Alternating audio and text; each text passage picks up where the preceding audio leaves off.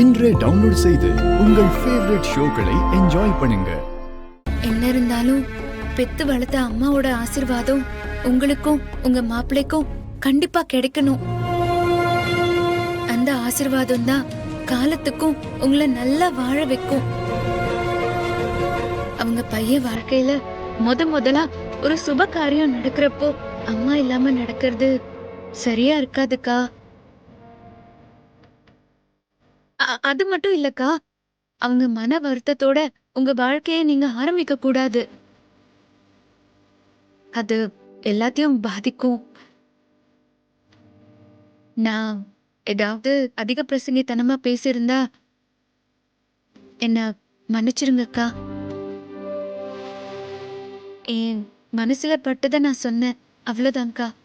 மகா, நீ மன்னிப்பு கேட்க வேண்டிய அவசியமே இல்லை. எனக்கு எல்லாமே புரியும். நீ சரியான விஷயத்த கரெக்டான டைம்ல தான் பண்ணியிருக்க. சரி, நீ திருவை கொஞ்சம் பார்த்துக்கோ.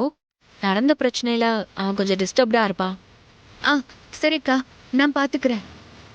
நீங்க ஒன்றும் கவலைப்படாதீங்க.